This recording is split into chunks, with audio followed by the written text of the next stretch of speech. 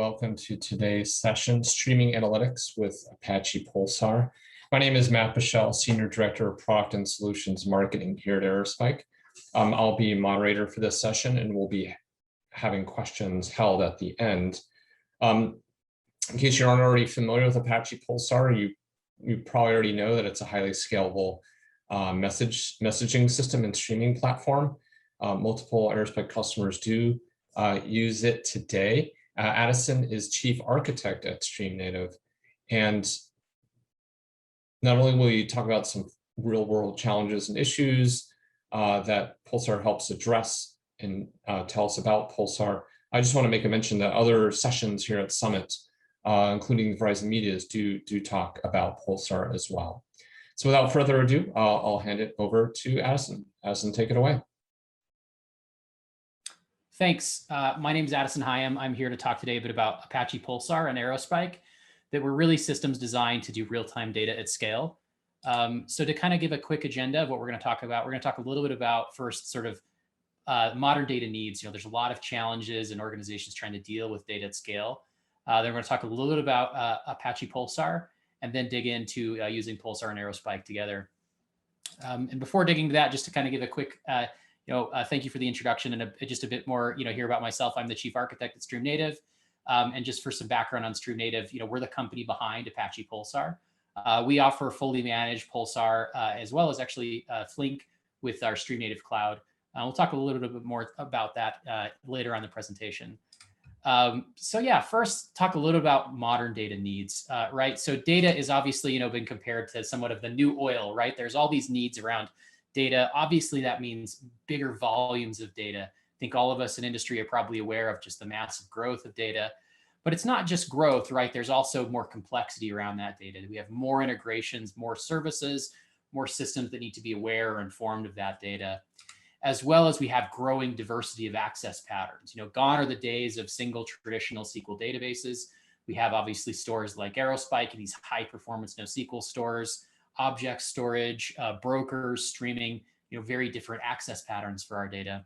And then finally, at the same time, all of this data now, is being spread across more cloud providers, or from on-prem into situations like with Kubernetes, or where you may be doing hybrid cloud or multi-cloud strategies. And so with all that in mind, right, we kind of have a lot of complexity as we deal with modern applications in data architectures. This is sort of an example of, what may be an architecture that many of you are familiar with. We have sort of our application services domain. We have applications that are communicating sort of over a traditional message broker. So this might be something like RabbitMQ, ActiveMQ, other enterprise systems like TIBCO or IBM MQ. And then, that's really facilitating some of these application interactions. But some of that data, is relevant for data services, for these needs we have to be doing large scale data processing. And so some of that data may be pushed in sort of a stream system, stream processor, put into data warehouses, data lakes with our aggregated archive, and then once again maybe loaded back into the application domain. And what we sort of see here is this move between sort of two different types of data. We have sort of what we can consider our typical application messaging. Things like work queues, where we necessarily don't care about order. Maybe we're sending lots of email messages or something. Systems like RabbitMQ, SQS. We have other systems, a bit newer around these streaming technologies, where it's really about ordering of messages and moving large bulks of messages. Systems like Kafka, Kinesis.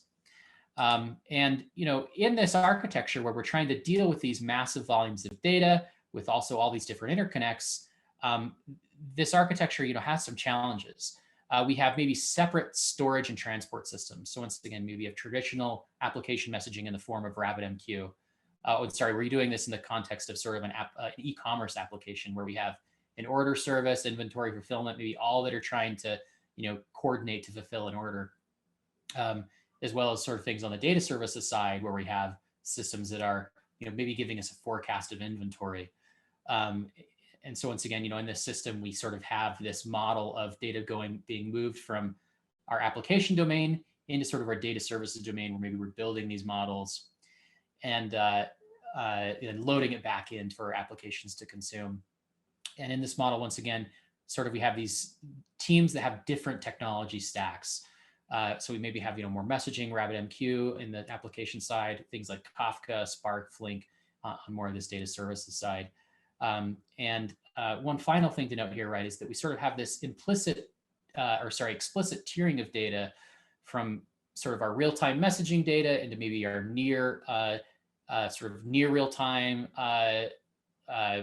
log streaming data, and then sort of our colder long-term storage of data in data warehouses, data lakes, et cetera, as well as obviously databases that may be the sources of these data. And so really the goal of Pulsar is to assist with some of this, to sort of unify with one system both the transport and storage of streams as well as messaging data. And within Pulsar, we have a native tiered storage, so that can take care of both obviously your messaging and streaming data, but also offloading that for long-term infinite retention of your streams, and really allows you to have a sort of collapse those domains of using a single system that both exchange data for your application and data domains, with teams sharing a tool set. And so with that in mind, we'll talk a little bit more about Apache Pulsar, kind of the background of it and who's adopting it and where it's being used. And so at a high level, Apache Pulsar is a cloud-native messaging and event streaming platform. And so when we mean by cloud native, we mean that it's Kubernetes native, it is able to leverage the cloud and cloud providers. And once again, it's this model of being able to do both messaging and streaming in one system, in one platform. So when we look at who's sort of adopting Pulsar, we have organizations coming more from some of this traditional message queuing, systems where they may be previously using like ActiveMQ, RabbitMQ, SQS, et cetera, as well as these data streaming technologies, high throughput ordered consumption like Kafka or Kinesis that Pulsar is able to do sort of in one system. And so for some background on some examples, one large adopter of Pulsar is Splunk. Splunk is using Pulsar for pushing large amounts of log data, and their migration to Pulsar really benefited them in terms of lower CapEx costs, better latencies, and they process billions of messages a day in production, and that's a core component that Splunk relies on in their platform. As well as we have once again these companies coming more from the messaging side of the world. Iterable is a cross-channel marketing platform that is replacing lots of RabbitMQ instances with a single instance of Pulsar that allows them to have a single unified system and to really do messaging at scale with low operational overhead and really give them this ability to replace multiple systems with one. So Pulsar is seeing adoption from a lot of different places. Companies like Splunk, like you mentioned, as well as Flipkart, Tencent, my previous employer Instructure, where I first got involved with Pulsar, Comcast, lots of large organizations are adopting Pulsar for this ability to do take on these multiple use cases in one system. And we're seeing a lot of growth from the community as well. So whether that's in terms of contributors, where we now have over 370 contributors, GitHub stars, or millions of Docker image downloads, really seeing a lot of growth in the project. And then one sort of marquee stat, once again, Tencent, another very large user of Pulsar, processes more than 10 billion messages a day. I think this is actually an out-of-date number. It's quite a bit higher than at this point, but we're very happy to work with them in the community, and they do some very impressive things with the technology. So when we talk about Pulsar, we'll dig a little bit more into some of those individual features. So Pulsar, once again, is designed to be able to be a platform, meaning that it provides multi-tenancy out of the box. So it's designed to be a system that can, once again, facilitate connecting with lots of different systems across lots of different teams. Obviously, to do that, it's not just about being able to have lots of different integrations, but also the scalability to handle all those different systems. Pulsar is highly scalable, able to scale to millions of messages a second. It also features things like geo-replication, which once again, it sort of allows an organization trying to span clouds, to span from on-prem to traditional data centers to the cloud, or just across the globe. That geo-replication feature is very useful there. And once again, this unified messaging model of messaging and streaming, then obviously durability is incredibly important as well. So in a Pulsar cluster, we have, it's composed of 3 different components. So there's Pulsar itself, But it actually, Pulsar doesn't have, decouples its state to a different system called Bookkeeper. So that's where we actually store messages. And then both of these components use Zookeeper as a dependency for storing metadata and service discovery. And much like Aerospike, Pulsar is really a system that's designed to leverage sort of the modern day, SSDs and memory configurations. And Pulsar very intelligently sort of uses these different types of disks and memory for the different sorts of access patterns. So if you have tailing reads, these are these applications that are caught up near the end of the data. That's all served out of memory in Pulsar. Pulsar actually uses a separate pool of disk for the write path from the read path. So you can use a small, high performance disk for really fast reads, once again, thousands, millions of records a second, and then have a separate disk that's actually used for first your long-term storage, as well as for isolating your read path. So if you have a application that maybe needs to do a catch-up read where it needs to read a lot of historical data, it can do so without impacting performance, as well as Pulsar's built-in tiered storage that allows you to move that colder data off to cost-effective cloud storage. And to speak a little bit more to the multi-tenancy, it's really designed for being used for multiple different teams, multiple different sorts of teams across your organization. So application teams, data platform teams, as well as cluster operators, we need to sort of consider all those different use cases. And so from an API perspective, we have the core application API which is based around PubSub. So we have publishers that publish a data. They don't need to know about subscribers. They're independent. A publisher produces, a subscriber can then register its interest in some messages in a topic. And this is obviously an ideal API for building microservices, event-driven architectures, as well as integrations with other systems like Aerospike or other messaging systems you may have in your organization. But in addition, Pulsar has what we call our reader and batch API. And this is an API that's really useful for if you're trying to do things like integrate with Spark or Apache Flink, that you can use Pulsar for these APIs to have finer grained control with the reader API, or actually access the data that's stored in Pulsar in batch. Internally, Pulsar breaks up that data also over time, and you can actually access that in parallel instead of just via the streaming mechanisms. That API also can be used in microservice event-driven architectures, but is primarily designed for these stream processor applications. And then finally, obviously, is a system that's designed to integrate with sort of everything. There's Pulsar IO and connectors. And these connectors, we have lots of pre-built connectors, like some of the Aerospike connectors we'll talk about, as well as the connectors that the Aerospike team is working on, as well as the ability to extend that with custom connectors. So once again, really designed for you to be able to integrate this across your many systems and facilitate sort of the movement of data and the storage of data across your organization. And then finally, to speak a little bit about how Pulsar is able to do both a messaging and a streaming model, that comes through our subscription modes. So when a subscriber wants to subscribe to a topic, to a stream of messages, that subscriber can opt in to a different mode, and that each has its own semantics.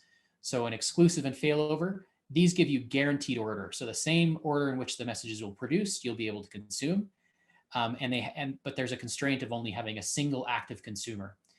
In the case of failover, this actually gives you this is very equivalent to a Kafka consumer group if you're coming from Kafka, where in the event of kind of a hot standby where another consumer can reattach to that topic in the event of a failure. But on the messaging side, we also have this shared model where you can have multiple active consumers. There's not an order guarantee there, but allows you to scale out consumption beyond the number of topics or topic partitions you may have. And then finally, there's key shared, which is a very sort of innovative feature in Pulsar that allows you to still consume, have multiple active consumers, but still get order over a given key. So Pulsar also uses keys for partitioning across topics, and this key shared gives you some really flexible capabilities to consume that data with order, but also with massive scale out on the number of consumers you have connected. And once again, with this idea of our unified messaging model, we have sort of here streaming use. Some of these map very well to a streaming use cases, key share, failover, as well as exclusive.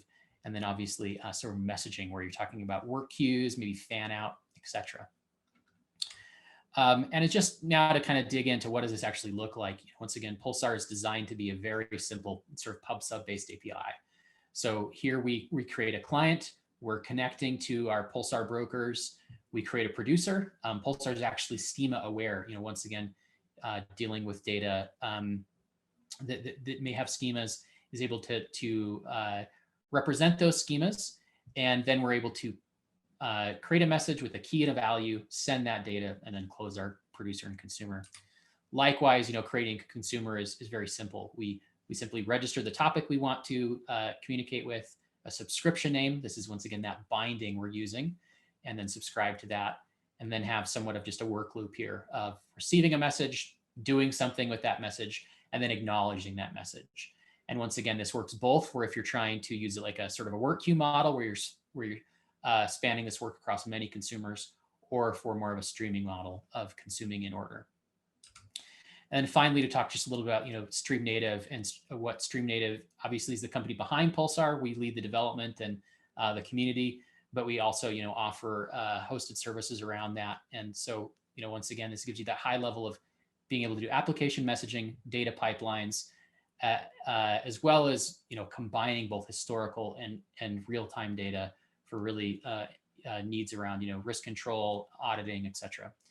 And once again, we have sort of our computing layer that's Pulsar functions, as well as we mentioned Flink, where we work very closely with the Flink community for stream processing, and then a separate storage tier via Bookkeeper and tiered storage, all running on top of Kubernetes and cloud providers as sort of our foundation we build on at the infrastructure layer. And StreamNative Cloud offers the whole sort of vertical stack of that in a hosted solution. All right, so now with that background, let's talk a little bit about Pulsar and Aerospike together. Pulsar is really, once again, the system for doing streaming for large volumes of data, but you really need a database and a data storage layer that is really can help from the querying perspective and from being able to obviously also receive some of that data. And so there's really a lot of unique capabilities when we talk about Pulsar and Aerospike combined. Obviously Aerospike's well known for its massive read and write performance, and via XDR for capturing change feeds, those feeds can be useful in distributing across your organization. But you need a system that can sort of handle those feeds, the scale of those, and being able to push those across your organization, from scale and also in terms of latency. And Pulsar is able to scale out to millions of events a second, and can easily be used to sort of store those streams, as well as also give you some history over that. So in certain use cases, you may be looking at not just the events themselves, but also sort of the changes of events over time. Maybe that's really useful for applications like Flink or Spark, where you're going to be computing some models. Obviously, being able to integrate the data in other applications, or to use Pulsar as a way of sort of getting that data archived out to other systems, maybe data lakes, etc. And obviously, there's a broad range of use cases where these sorts of technologies are very applicable. In ad tech, where you're dealing with millions of bids, impressions, where you need to be able to not only have that data be written very quickly and answer questions, but you maybe have other processes involved of analyzing that data, seeing performance of how ads did, looking for tracking broader trends of impressions, as well as being able to maybe detect something like click fraud, et cetera.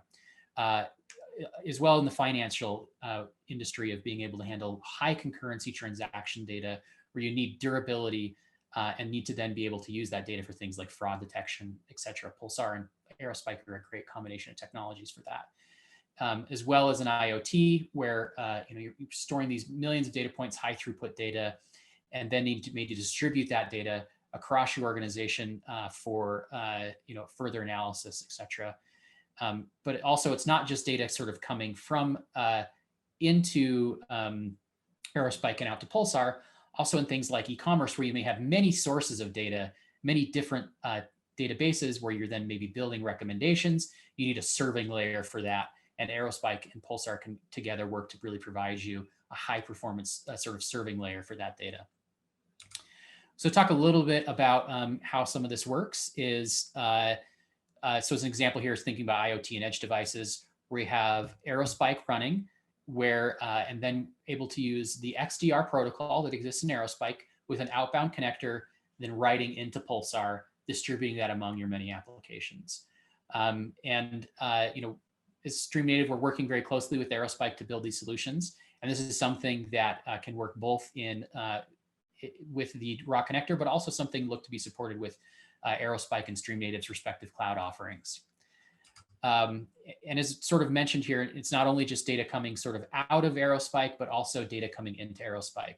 So there already exists within the Pulsar community an Aerospike sync, where you can take data from Pulsar, write that into Aerospike, which once again gives you this ability to sort of use Aerospike as a destination for serving layers.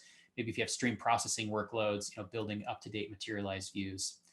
And this current sync is quite capable, but Aerospike and StreamNative were collaborating actually on an improved connector, which we'll have more to talk about in the future, for even sort of better performance and broader capabilities of being able to get data into Aerospike as well.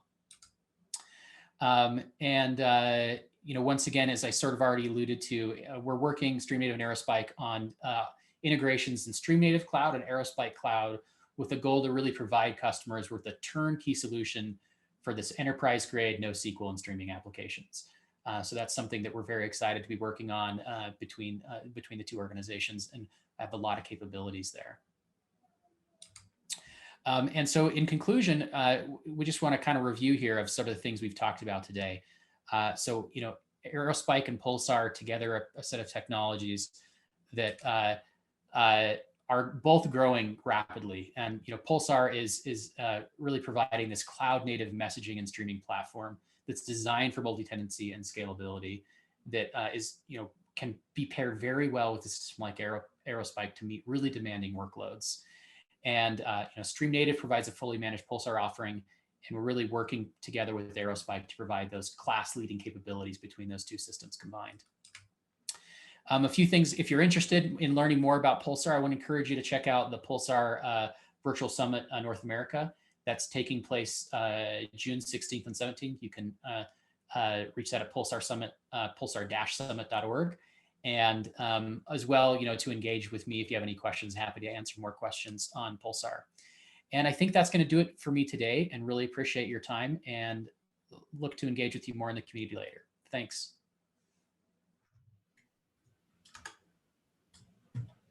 All right. Well, thanks, Addison. That was a lot of information in a small amount of time. I want to take a little bit of time to ask you some questions, if that's okay.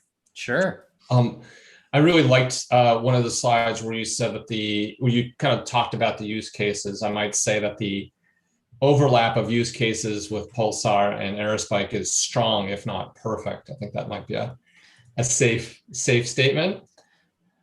Sure. Yeah, I think definitely, where we see adoption happening in a lot of those similar industries, where Aerospike, with its ability to deliver, high performance, durability, maps well with being able to take those streams of messages and distribute them among an organization more broadly. So really good overlap between some of those use cases and needs across industries and use cases. Yeah, I think you did a good job for the audience in kind of describing the duality of maybe the utility between messages and streaming. Do you see customers looking to you for one or the other, or is it always a superset?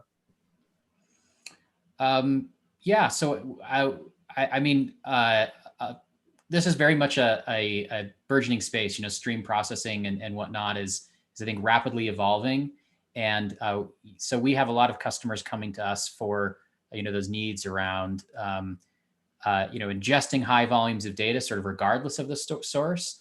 Oftentimes, that is some of this transaction data, as well as then, okay, where am I going to process and then push that data? And so I hopefully definitely see kind of a breadth of where that interest is coming from. Yeah. Yeah, you might almost want to say, messaging is good for like systems of record, whereas streaming is good for edge use cases and for modern. Is that a overstatement? Yeah. So definitely from the perspective of, we think about messaging, being able to interconnect applications and exchange that data, near real time, building these complex distributed systems, with the databases involved there too, maybe some of that data. Whereas we think of stream processing often is where we have more of these needs around really dealing with data over time, as how that data is sort of changing in your organization over time. That where we may be doing not just connections between applications, but sort of this analysis into with batch systems, stream processing systems, where we're then producing sort of new results out of that streaming data, and then writing that back into our application systems to be, make our systems smarter, recommendation systems, all these different ways, and really leverage sort of that streaming aspect as well. Yeah, no, I mean, again, multiple Aerospike customers are looking to feed in information from multiple sources. Certainly ad tech, with the deprecation of the cookie, they're using multiple new third-party data sources as well as first-party ones. So that's just an example. One of the things you just mentioned I wanted to delve into is are you able to do you find that customers are simplifying their application layer, or in essence, are you able to kind of offload some of the work that the application might do to do some of this messaging work or some of the streaming work? Yes. I mean, I think in general, with the growth of data and the extra needs being placed upon how we process and use that data, there's definitely needs for smarter platforms at sort of the infrastructure layer that take some of that complexity and sort of offload it out of applications. And so one of the big ones that we really see from Pulsar is sort of that model of where we have our real-time data, maybe then we're tiering that out into sort of near-term data, some of our stream processing, and then into like the traditional data lakes, by being able to sort of bring some of that complexity directly within Pulsar, where it can do tiered storage. It can do both real-time messaging data and long-term stream retention. That's one of those ways in which we really try and simplify those application architectures, but also as well, with some of the feature set of being able to say things like, we don't think we talked much about this in the presentation, but more advanced messaging features like delayed messaging, where you're actually producing data that, maybe through some analysis that says, I'm going to send emails, I'm going to send these alerts, but you don't want to send those right away. Maybe you compute that at midnight, right? And so there's also some of those things to really try and bring more capabilities core within the messaging platform that can, simplify application development from that perspective too.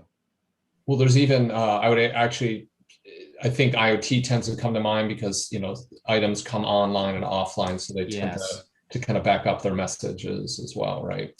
Yeah, being able to deal with this kind of get in stream processing world, what we call the event time domain of how we have late arriving data from IoT devices that are sort of dumping that over random networks. How do we handle that intelligently? And Pulsar does provide some capabilities around like event time, and then working to try and make that very visible within your applications and stream processing to say, hey, this is what the application considered the time. Here's how you can, and then being able to process that directly as part of sort of that concept of what is an event, what's a message, the kind of the event time of the message. You had near the end of your presentation, you had a kind of a tiered layer of different parts of the tech stack, if you will, including the storage layer, S3 and so forth. Aerospike, we like to say that we work on commodity hardware, whether it's in the cloud or on premises. In a way, I almost would like to see, not to oversimplify what Aerospike does, but in a way, I almost would want to see Aerospike also at that storage layer. Is there a way for you to kind of describe how you view Aerospike from Pulsar perspective? Yeah, I mean, certainly the interconnectivity between getting data in and out is sort of that first layer of importance, right? Of being able to sort of using XDR to get the data out, get the data back in efficiently for serving use cases. And then, one of the things that's interesting about Pulsar from like the offloading perspective, some of those things are pluggable, right? There are capabilities to sort of do that. And there's definitely some possible, very interesting integrations that may exist there. But yeah, I mean, from a conceptual perspective, I think we definitely see, Pulsar is sort of having some of that pluggability and ability to integrate with all the other systems at different tiers, as well as, a similar mantra about really being able to run well across a variety of hardware and whatnot. So I want to run over time just with this final question. It's a bit of a broad one, so bear with me and try to be net, I guess, for the audiences.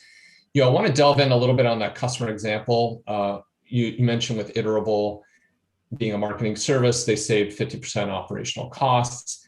It seemed that a lot of that came from them consolidating systems like Rabbit, MQ, Kafka, SQS. Is it just because those systems tend to be very specialized and it's just simpler to operate? What kind of goes into that? Yeah.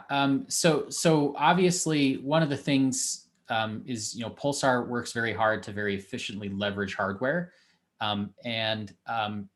So in their case, where some of that was actually they're sort of working to do the clustering, or I should say like sharding their customers across different RabbitMQ clusters. There's always going to be some slack in that process. Whereas when you really have and this also applies if you're running, a platform team with lots of different instances of streaming systems and whatnot, being able to have, a bigger cluster that's intelligent and can schedule that well, we often can get better hardware utilization, as well as then reduce redundancies in similar systems. So if you're running RabbitMQ and Kafka and have one system that can take more workloads, it can more efficiently do those sorts of things. And so that's what we tend to see also on sort of that simplification side is, by having less hardware that's one system controlling it, we can tend to leverage it or utilize it more efficiently and reduce TCO, and also just internal Pulsar things that use hardware well. Well, better sharding of data, less hardware working more efficiently with hardware. You share that exactly with Aerospike. So with that, I'm going to close our session. And again, I want to say thank you, Addison, for the session. It was very informative. Hopefully everyone in the audience found it useful as well. So thank you, everyone. Thank you. Enjoyed it.